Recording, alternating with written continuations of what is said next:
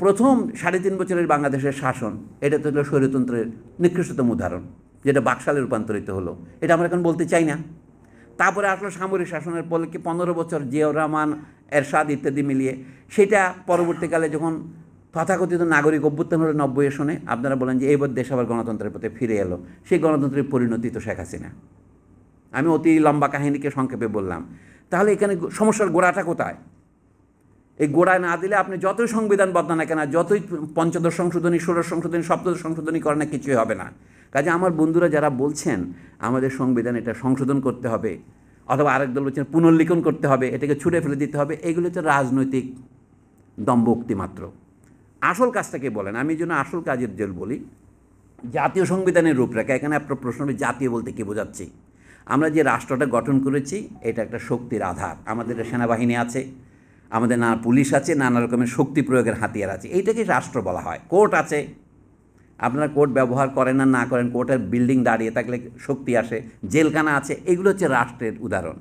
কিন্তু রাষ্ট্রটা যাদের উপর দাঁড়ায়, এই জনগণ, তাকে জাতি বলা হয়। এই জাতি মানে বাঙালি জাতি, মুসলমান জাতি, চাকমা জাতি, এই জাতি নয়। একটি রাষ্ট্রের নাগরিকদের যে ঐক্য, নাগরিক সমাজ, এটাই হচ্ছে জাতি।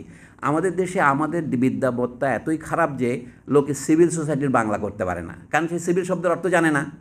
সিভিল মানে হচ্ছে ন্যাশনাল।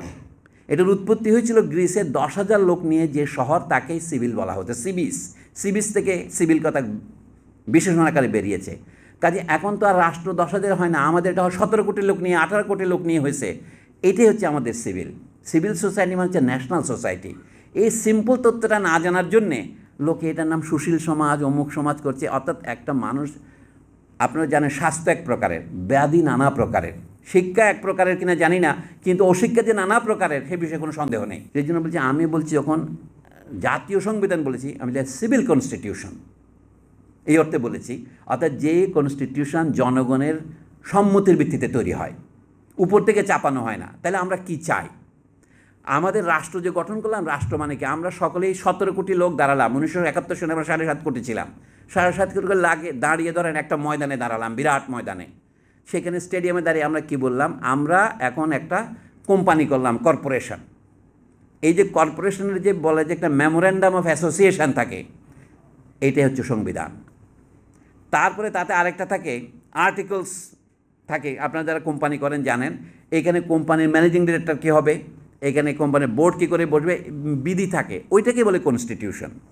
তো দুটো মিললে সুপ্রিম ল, এটাই বাংলায় আমরা সংবিধান বলি। আমাদের ফরহাদ মোজার সাহেব শুনেছি এখানে এসেছিলেন, বলেন যে উনি একটু কথা বাড়িয়ে বলেন, উনি বলেন গোটা জিনিসটাকেই গঠনতন্ত্র বলতে হবে। এটা কিন্তু সঠিক নয়। দেশের সুপ্রিম ল, এটারই বাংলা হচ্ছে সংবিধান, সম্যক বিধান। যেমন আমরা বাদ মানে কথা, সংবাদ মানে কি? বিশেষ কথা, সম্যক বাদ। আমরা যখন সমালোচনা বলি, অনেকে বুঝতে মনে করি এগুলো সমান আলোচনা, না, সম্যক আলোচনা।